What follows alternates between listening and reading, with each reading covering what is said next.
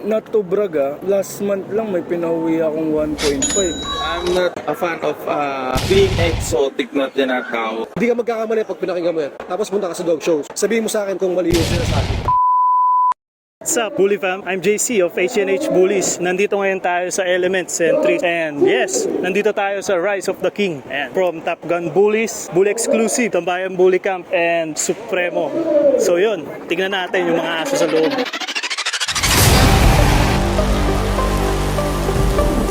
Pinantikan po ito, that means basta lang po ang mananalas dito. Kahit ilan kayo.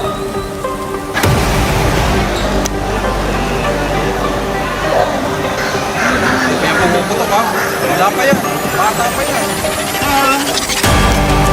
Decoy, first grade, Raha.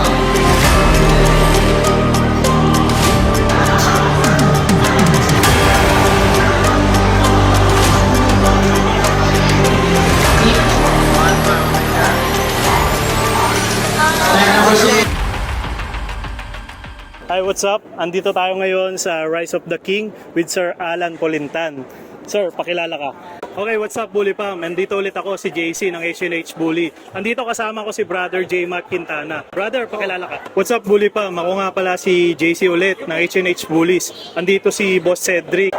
May-ari siya kay Bones. Pwede magpakilala ka, brother. So ako si Alan Polintan, owner ng Bully Grind Merch. Magandang gabi, Bully Fam. J-Mark Quintana po from ANT Bully Camp. Yeah. Isa to sa mga lodi ko talaga. Ina-idolize ko to. Ako si Cedric Ignacio, owner ni Bones.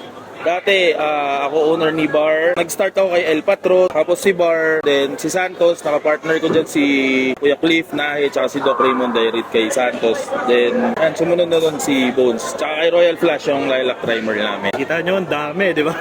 Okay, eto Boss Ed, tanong ko lang, anong nagdala sa'yo para mapasok ka sa Bully Game? Eto, prangkahan ewan mo, bahala kayo kung magalit kayo o hindi. Ang nagdala sa akin sa Bully Game, unang-una nakita ko kasi dito talaga pera. Business talaga. Kasi, to be honest, hindi ako dog lover. Takot ako sa aso. Then, yun, hindi ako totally dog lover. Ayun na, nung naalagaan na yung bully, ayun na, ngayon talagang sasabi ko na dog lover na ako, may passion sa ginagawa ko. Dahil malaki na natulong sa pamilya ko tsaka sa akin as a person. Yun talaga, pag binahal mo yung aso, magbabalik talaga, no, brother? Actually, sa pag-aaso na yan, lumagsak kami, family ko talagang totally lumagapak kami. As in, hindi yung dahan-dahan na back to zero, talagang boom, biglang talagang bagsak eh. Ito pag-aaso na to sa Bully Game na to, sila yung nagbigay ulit ng bahay sa amin, tsaka yan, yung SUV, galing lahat sa aso. Sa mga kapatid, ganito kasi yan ha. Sa una talaga, ang magdadala sa'yo sa Bully Game is yung pera yung kikitain mo. Yung talaga yung first na magdadala sa'yo. Pero pag nasa Bully Game ka na, mawawala yun.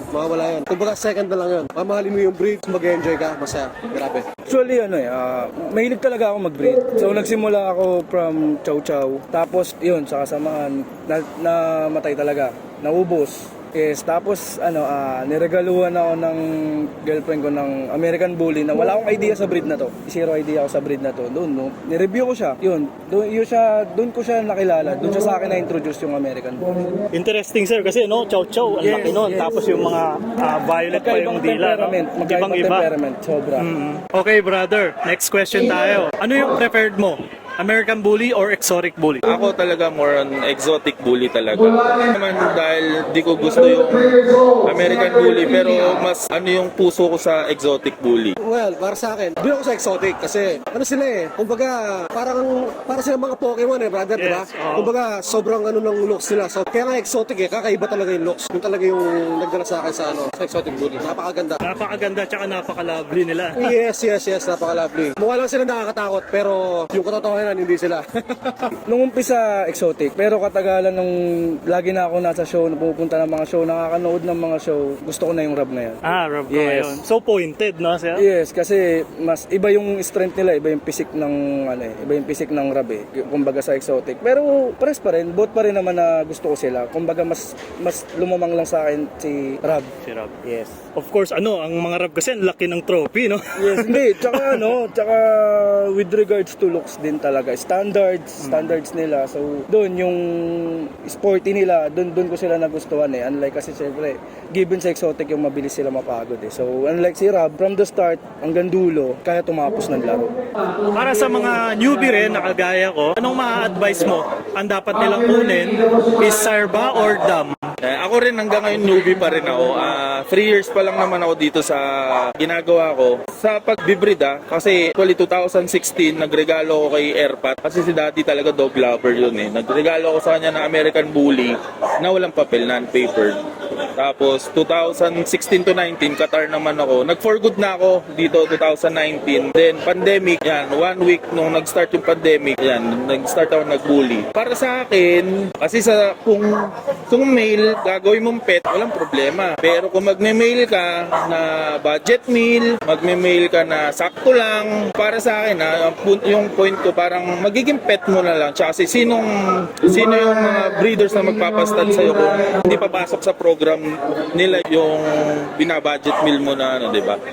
Pay to play talaga. Kung gusto mo mag-mail, dumiin ka, alamin mo yung market, alamin mo kung ano yung gusto ng tao. Kung female naman, ayan, yung female kasi yan ang magpo-program. Kung female, para sa akin, female yung kunin mo kung gusto mo mag-start sa bully. Female kunin mo para kung ano yung gusto mong looks, ikaw na magpo-program dun eh. Kasi kung ano yung gusto mong looks, yun yung hanapin mong structure ng stud. Sa dami ng stud ngayon, no, bro? Sa sobrang dami ng stud ngayon, sobrang daming players na dito sa Pilipinas, talagang big players. Ikaw na lang mamimili. Para sa akin kasi sa pag-i-import, syempre hindi rin naman ako hindi lang ako yung basta nagpapauwi lang basta-basta ng aso. Oo nga pala, nag-i-import din ako ng mga exotic bully. Pag gusto nyo po mag-import, PM nyo lang si sir. Nag-import din ako from China. Tapos nung nag-import ako from China, hindi ako yung basta-basta importer na sige, kung anong bato lang ako ng bato. So nagbibigay rin ako ng option kay client na mas piliin mo si DAM. So sir, in short, parang nagbibigay kayong advice. Yes, Bukod yes. sa pick nila, Yes, kasi i-guide nyo pa sila. Oo, kasi especially dun sa mga beginner nadadala sila sa hype ng mga stud. Oo, maganda mail. Maganda mail.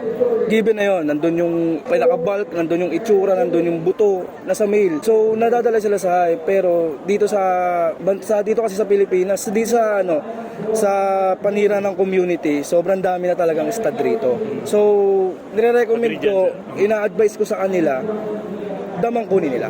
So, ayun sa mga beginner, kasi pwede kayong kumuha ng female sa totoo lang Kumuha kayo ng female, startup, para makapag-breed kayo. Kaya lang, bandang huli, marirealize mo na mas okay yung mate. Tapos, ang bibilin mo dapat, yung solid talaga. Kaya kailangan mo mag-invest Kasi pag nagpunta ka sa female, tapos yung nakuha mo, hindi naman ganun ka-quality dahil nga gusto mo budget mate. Tapos, bibreed mo siya sa quality. So, yung mangyayari doon, meron pa rin siyang split Ang products mo, ang produce mo, hindi siya ganun ka-quality, brother Ang mangyayari doon, malaking gastos mo, mahirapang magbenta ng puppies, kung ano-ano. Tapos, mataas yung losses. Kaya para sa akin, mas prefer kong kunin yung male talaga. Matanong ko lang bro, ilang years ka na sa bully game? Sa bully game siguro, nasa pa lang ako, mga 4 years, ganyan. Yes, 4 years pa lang. 4 years pero yung achievement kakaiba bro. Oh, thank you. Ano lang yan, chamba lang yan, chamba.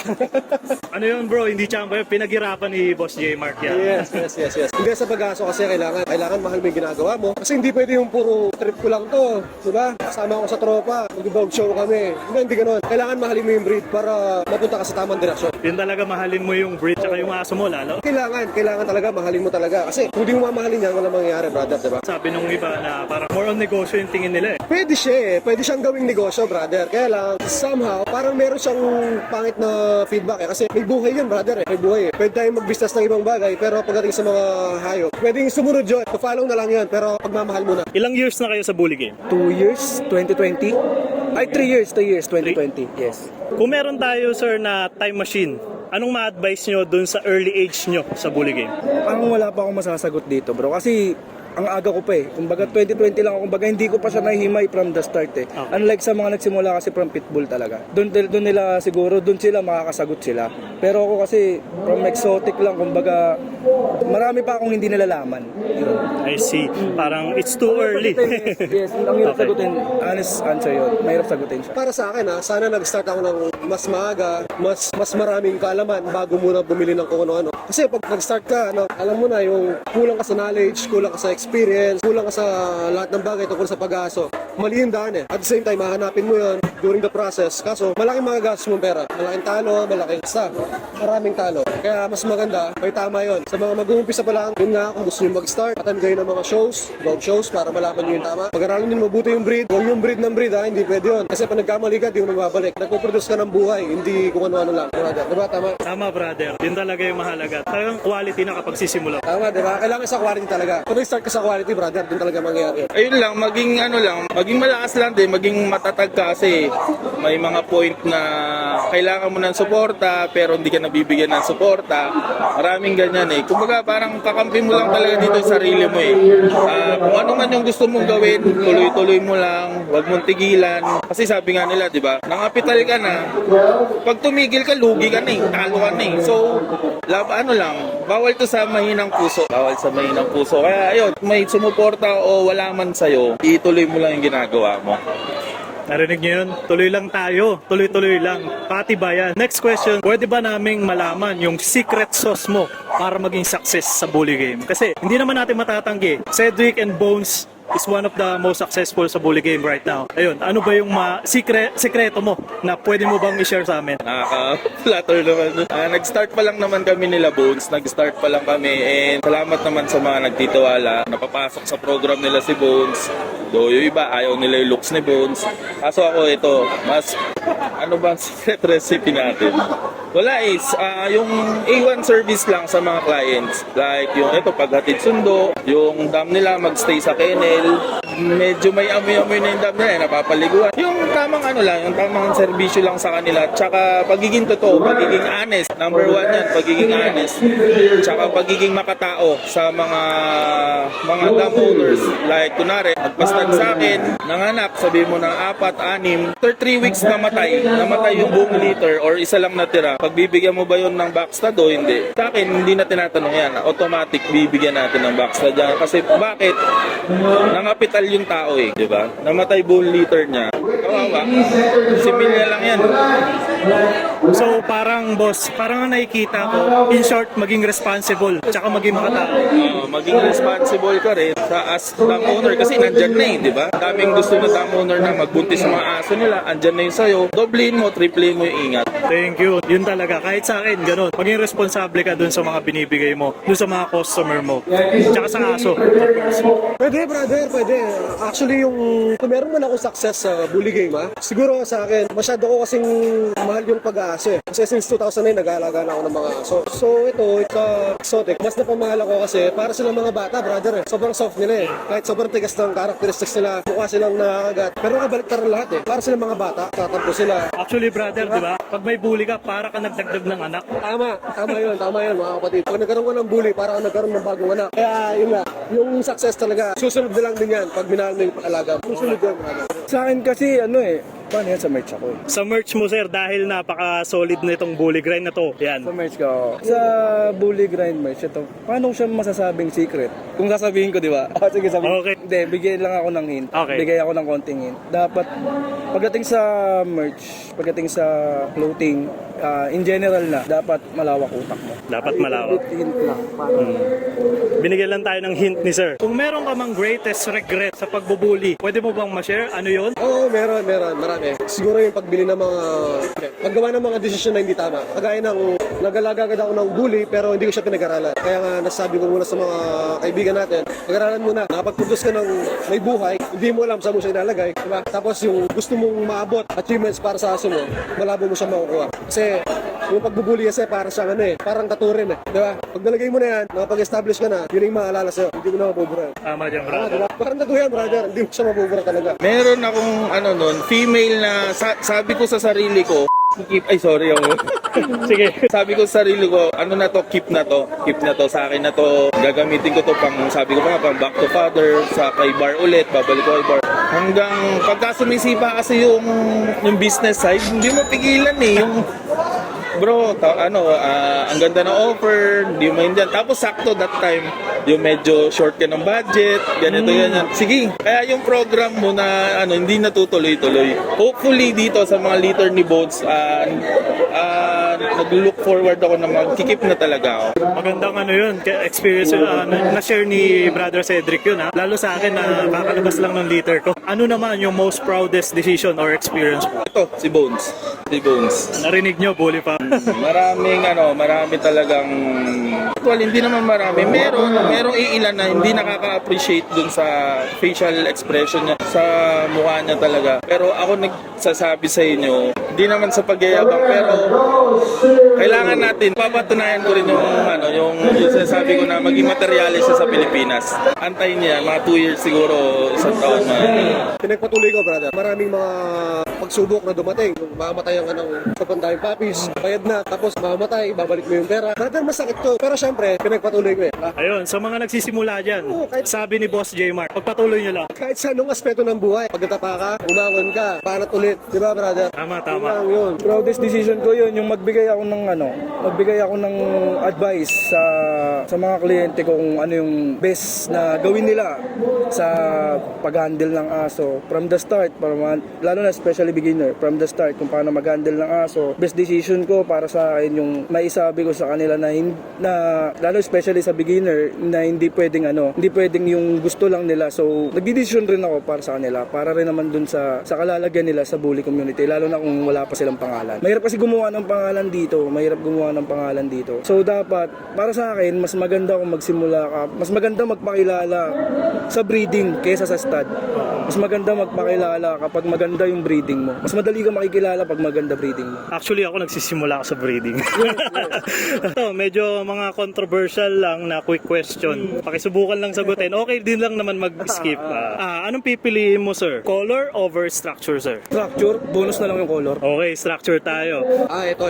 Ito medyo makatotohanan to ng kasi kumbaga direct na to eh. Sa pag-aalaga ng bully, pwede tayong magdepende sa color, which is sabi ko nga, kung mag-aaral ka muna, kung pag-aaralan mo muna yung breed bago ka bumili, sinisigurado ko sa'yo, hindi ka bibili ng puro color lang. Hindi ka bibili ng color. Kasi anin mo nga naman yung color kung mukha naman kambing yung aso mo, di ba? Anin mo yung color kung pangit yung structure. Manipis yung buto, mataas yung rib, east-west yung mata, east-west yung paa, di ba? Ilang years na babawiin yun, brother?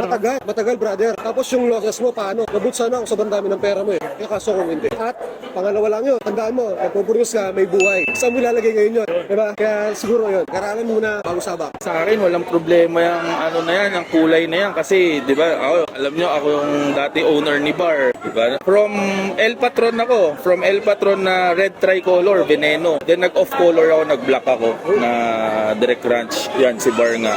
Yan, di naman ako napaya. Kasi, kahit black yan, kung carrier naman talaga yan, talagang magbabato yan. May mga breeding ako, black to black, pero naglabas ng Chocotry. May black to black, naglabas ng lilac. Aralin mo yung pets, aralin mo yung linyada ng aso. Tsaka, structure pa rin all day. Yes, all day structure. Structure talaga. Anin mo yung may kulay. Tut. Okay, gets na yun, brother. Brother, may naririnig kasi akong term na pag parang medyo mataba tapos hindi masyadong mamasel, ang tawag nila potato. So ngayon, brother, anong thoughts mo? Dapat ba yung bully maging more muscle or potato? Sa akin, parang pantay naman lahat. Parang, di ba, may parang Johnny Bravo, malaki ulo, wala naman legs. Malaki ulo, walang buto.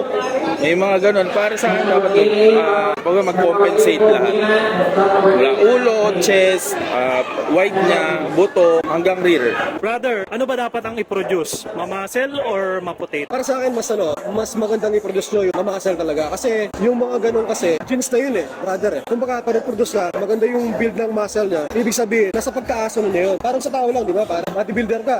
Kahit anong buhat mo, kahit anong kain mo. Kaya kung pangit yung genes mo, mababa yung testosterone mo, tataba ka lang. Pangit yung diet, no? Pangit yung diet mo, walang mangyayari. So sa aso talaga, yung quality na sinasabi nila, kailangan maganda yung muscle mass. Hindi siya mataba, konti yung fats, pero makapal, brother. Which is yun ang dahilan bakit nandito lahat yung mga nag-aaso. Nagbubuli kasi gusto nilang ma-achieve, brother, diba? Which is yun ang pinakamahirap. Madaling mag-produce ng maliit, wala namang structure. Maganda yung kulay, pangit naman yung characteristics niya, pangit yung structure, pangit lahat. Wala rin, diba? Useless. Sayang lang, diba? Doon tulad sa sinagot ko kanina, kung rab or exotic, alam nyo na kung ano ang sagot ko.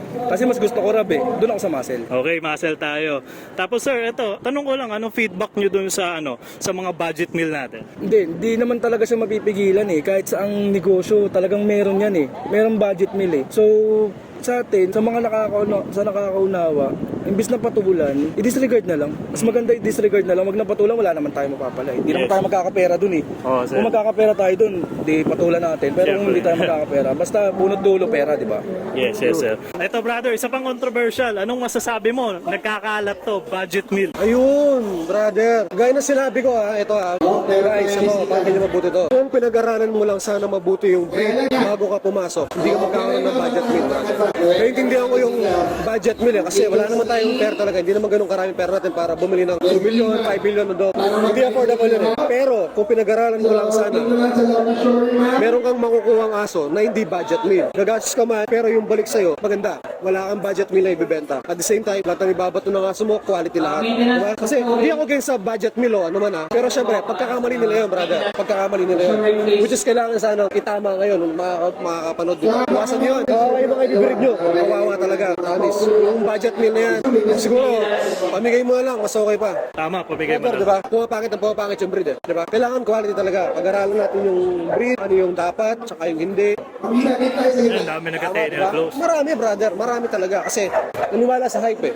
Diba? Kaya mas maganda. Pag-aralan mo na yung hype, susunod dyan. Do your own research, no? Yes, brother. Walang tutulong sa'yo pag hindi sa negosyo at saka sa anumang bagay. Kahit sabihin pa natin hindi negosyo ang pag-aaso, pero merong malaking perang involved. So, ibig sabihin, meron pa rin business, brother, diba? Ikaw, kikita ako sa'yo. Sasabihin ko lahat yung gusto ko, siyempre, kikita ako eh. Pero kung quality yung binibenta ko, kahit wala akong sabihin sa'yo, brother, ikaw mismo bibilin mo yan. Ito naman, isa pang controversial. Ito, madalas ko nakikita na pag-aawayan din to. Anong masasabi mo sa mga budget meal?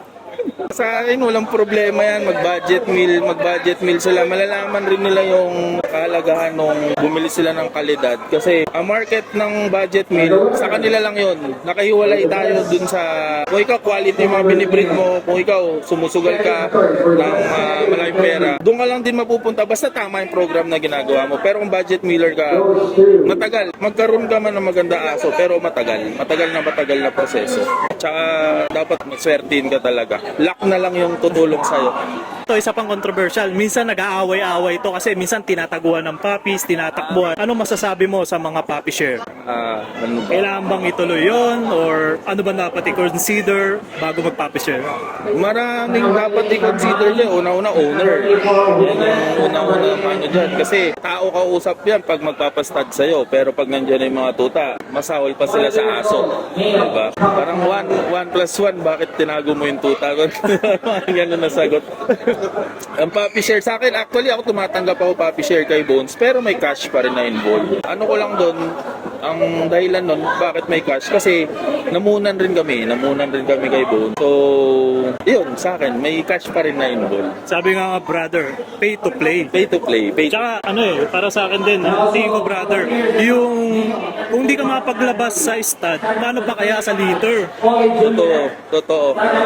Yung alam naman natin yung gatas at pag buhay sa kanila, yung 1 month na gagastos ka na talaga sa gatas kung walang gatas yung dam mo.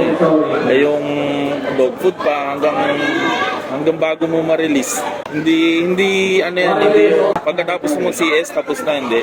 Mas mahal pa yung pag-aalaga. Totoo yan. Kaya nga lagi kong sinasuggest sa mga nagpapastad sa akin, lalo na pag nagtitake, sobrang alagaan nyo yan, sobrang ingatan nyo yung tuta nyo kasi sobrang ang daming gustong magkaroon ng magagandang tutay tapos hawak na nila, mawawala pa.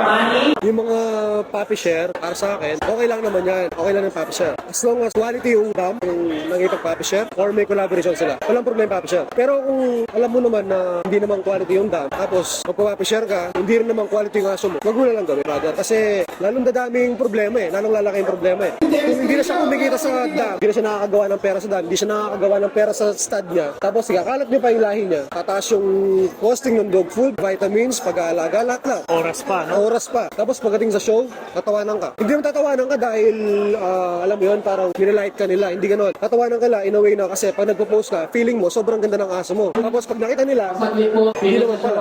So, papasama ka lang din. Diba? So dapat brother, yung puppy share is well planned. Well planned, brother. Kailangan talaga. Well planned talaga. Kaya Hindi yung nag-PM lang. Yes! Hindi. Naintindihan ko kailangan natin ng pera, kailangan natin ng pagkakakitaan, di ba? Kaya lang, isipin mo mabuti yung magiging resulta. Mas maganda siguro, bago ka ka sumabak sa pagbubuli, dapat ready ka sa lahat, palagay ko. Para wala ka na masyadong isipan. Kailangan yung budget mo nandyan, yung knowledge nandyan, yung oras mo nandyan, pag-attend sa show nandyan. Kailangan all out ka dito, hindi pwede yung trick mo lang. Tama yan. Hindi pwede. Ano, tututukan talaga, bro. Papasama ka, brother. Papasama ka. Eh, paano kung ginawa mo ganito? Pinag-aralan mo muna yung breed, in-start mo sa tama, walang papi share, dumang ka sa tamang proseso. Sino tatawa sa'yo? Meron tatawa, brother. Papalakpak sila. Kasi successful yung ginawa, diba? Kumita ka, kumita ng ibang tao, maganda yung aso mo, nananalo sa dog show, ipoproduce. Sino natawa ngayon? Wala, diba? Wala. Tama. Kaya dapat pag-aralan mo muna. Aral, bago sumaba. Para maiwas tayo sa mga gastos. Magastos talaga. Sobra. Hindi sa akin okay yung pop share. Okay. Hindi ako against sa pop share. Pero sana yung mga may-ari ng dam, ng mga nagpa-pop share, hindi pwedeng as in zero yung gagastusin nyo. Yes, of course. Sagutin nyo yung shooter, sagutin nyo yung approach. Hindi yung pop share na ibibigay nyo pa doon sa stud owner. Eh paano pag nanganak yan? Yes, Sino magpapa-CS niyan? Yung Yes. stud owner pa. Yun lang. Basic knowledge lang na dapat kung dam owner ka, alam mo yung responsibility ng merong dam. Pag nanganak, naku, Yes. ang laki ng gastos. Yes, Ako, nasubukan ko na. Sobra. Pag kumukuha ka ng bully, sir, anong tinitignan mong unang-una na dapat mong tinitignan? It's either color, underbite, or top line. Ano yung unang parang okay, good to kapag gantong hindi to underbite, parang ganon? Ano yung unang mong tinitignan sa isang bully? Sa akin, yung structure na. As in, pag sinabi kasing structure, buo na siya eh. Baga, from head to tail na siya eh. Full tail, correct bite, maayos pass turn. Yun. Kumbaga doon na ako sa structure talaga. Structure ako tumitingin. Kasi yung color talaga, yun nga sabi ko kanina, bonus lang talaga yung kulay. So sir, parang ano talaga, no, whole over na structure. Kasi nga, rub. Yes. Actually, wala akong rub. Nag-import ako exotic, pero kakasama ko dito sa show. Kaka-attend ko ng show, doon ko nakikita yung ganda ng rub. Kapag kukuha ka ng bully, ano yung una mong tinitignan para magka-ideya naman kami mga beginner? Brother, ako sa pagbubuli, more on structure at saka una structure tapos headpiece. Kasi importante yung structure eh. Mapapansin mo, pag maganda yung structure ng bully, matik maganda yung ulo eh. Oo, lalo yung elbow out, makapal yung rear, hindi mataas yung top line, walang kiddy slide, maiksi yung katawan, hindi east-west yung mga paa. Alam mo yun? So, kailangan talaga, structure, tapos headpiece. Tapos, facial expression. Importante yun. Sobrang importante ng facial expression. Kailangan yung mga mata ng aso mo, as much as possible. Huwag yung, para sa akin lang huwag yung mukhang kawawa. Dapat yung sobrang fear, sobrang angas ng aso mo. Kasi, pag nilapag mo yun sa showring, kung magkakamukha silang lahat, mahirapan ka manalo. Pero pag nilapag mo sa showring yan, sobrang angas ng aso mo. Ibang-iba yung dating. Mataas yung chance mong manalo, di ba? Mismo, brother. Oo, Natatandaan ko yung tip mo sa akin, brother. Kailangan yung bully mo, pag tinignan, madaling tandaan. Tama, di ba? Kailangan madaling tandaan. Kailangan sa pagbubuli rin, makabuild ka ng kailangan makagawa ka ng karakter mo, hindi po. Pag dinalam yung aso mo, ay, kay ano to, ganito yan. Sa kanya yan. Pustahan tayo, sa kanya yan. Uy, yung papi, produce niya yan, sigurado, tignan mo, kamukha niya. Diba? Kailangan dumistansya ka sa iba kung gusto mong umangat yung production mo. Diba? Kung pare-pareho kayo, anong mangyayari? Wala rin. Ang hirap na mag-market pag hindi ganun ka-quality yung aso mo. Tapos pare-pareho pa kayo, walang mangyayari, bro. Tama, brother. Idol. Pag kumukuha ka ng bully, anong una mong tinitignan? Kailangan ba correct yung bite, top line, may buntot, ano ba? Sa exotic kasi, hindi ako masyado dun sa malinis. I'm not a fan of clean exotic na tinatawag nila. Kung kilala nyo si Mr. R, yan nila Doc Raymond, dyan talaga yung parang sabi ko sana makabuo ko ng ganitong aso. Ayoko yung, kasi ako galing ako sa malinis din eh. El Patron, Veneno, si Bar, Crunch na malinis si Bar, less folds, walang folds. And tapos napunta ako ay Bones. Kasi ang hirap para sa akin na yung marketing sa tuta, ang hirap para sa akin na naranasan ko kasi ito eh. Ang hirap magbenta ng pagka 4 months, 5 months yung mga puppies mo na may mga snout, tapos exotic yung pinasukan mo. Parang yun, tumatanda sa akin. Depende rin sa network mo, sa market mo. Eh, sa akin kasi na-experience ko tumanda sa akin ng 14 months, 15 months, pinapakain ko ng ako mismo yung keep. Brother, ito, sa mga faults naman, ano yung pwede mong i-consider if ever may faults yung makuha mo? Or lumabas sa litter, something? Actually, para sa akin sa exotic hindi ako professional sa exotic. Again, sa pag-aaso, nag-start naman ako 2009, so matagal-tagal na rin naman. Pero sa exotic bully, 3 years may get o 4, nandun pa lang. Hindi ako marunong pero para sa akin lang, sa dating lang, nagiging fault dyan pag sobra yung underbite, tapos masyadong stiff yung paa. masyadong makita din dibdib. Alam mo yun, parang masyadong manipisto. Okay. Hindi siya elbow out. Oo, hindi siya elbow up, hindi siya chest out. Kailangan bro, yung shoulders niya, yung chest niya kailangan nakalabas. Alam mo yun? Tapos nagiging fault talaga yung pag nakita mo yung exotic, di ba? Ang kapal sa harap, nakaganyan yung paa sa harap. Ayan, yung sinabi mo sa akin, yan tayo. Pero pag tinalikod mo, pag sinaid mong ganyan, no, ang taas sa likod. Sobrang kapal sa harap, ang payat ng leg sa likod, tapos tuwid pa. Ang mangyayari, kiddie slide, nakaganyan siya. So, pipicturean nila yan palagi, nakaharap. Sabihin nila, quality. Well, sige, okay lang, quality, nakaharap eh. Kaya paano pag sinaid natin? Sobrang haba na, nakataas pa sa likod. Ang kapal ng harap, ang nipis ng rear, paano? Para sa akin, yun ang kinoconsider kong fault. Yung maninipis yung puwet, parang puwet yata yun eh. Yung top line niya, manipis yung sa likod. Makapal yung sa harap, manipis yung sa likod. Pangit nakikita, brother. Para sa akin sobrang pangit eh. Hindi siya proportion eh. Kahit naman ikaw siguro pag nakita mo, ang kapal sa harap, tapos ang nipis sa likod. Ano yan, butete? Ang pangit, di ba? So, ayun. Pero yung pagdating sa buntot, sa wala yan. Ang nakikita ko pang isa pang fault, siguro yung mga mata. At saka yung excess na fold sa muka, yung balat. Kasi yung mga bully, dapat sakto lang yung fold eh. Meron sigurong sobrang daming fold. Kaya lang, mas maganda siguro ang isa lang yung tinatakbo ng folds. Huwag yung sobrang daming fold. Tapos, brother, mukha siyang eh. Ano yung mga dito ne? Yung nakaganyan, tapos mukha siyang Sharpie, di ba? Bully yung inaalagaan mo eh. So dapat, more on tayo, more on headpiece, less folds, OG look, brother. OG. Yun yung pinaka the best. Tapos yung mata, huwag yung kung saan nakatingin. Tapos yung balat sa mata, hindi yung masyadong maluwag. Para sa akin, mas malakas yung apil ng bully na pag tinignan yung mata niya, hindi mo makita yung kulay puti. Yun ang maganda, brother. Hindi mo nakita yung kulay puti. As in yung black lang talaga or yung kulay ng mata niya. Yun, napakalinis nun. Tsaka hindi underbite. Napaka-informative nitong binibigay ni brother. Tsaka realistic talaga to si brother. Realistic tayo, brother, kasi maraming... Hindi ka bubulahin ni brother. Oo, brother, hindi. Hindi ka magkakamali pag pinakinggan mo yan. Tapos punta ka sa dog shows. Sabihin mo sa akin kung mali yung sinasabi ko. Pwede mo sabihin, brad. Walang problema. Anytime. Yes. For example, sir, meron kayo nakuha na bully. Tapos, meron siyang fault kahit isa. Ano yung pwede nyong i-consider na fault? Ang hirap niya na. Medyo mahirap, sir, no? Ang hirap kasi kung exotic, i-consider ko si tail or underbite. Yun. Pero kung rub, ang hirap. Ang hirap kasi andun standard tayo sa rub eh. Pero sa exotic yun, consider ko si tail. So, in short, sir, sa exotic lang kayo, Yes. tail. Tail or underbite. Hindi naman yung sobrang bulldog na. Yung mismong konting underbite lang, yung consider ko pa yun. Pero yung sa rub, wala, gusto ko perfect talaga, malinis talaga. Okay, sir.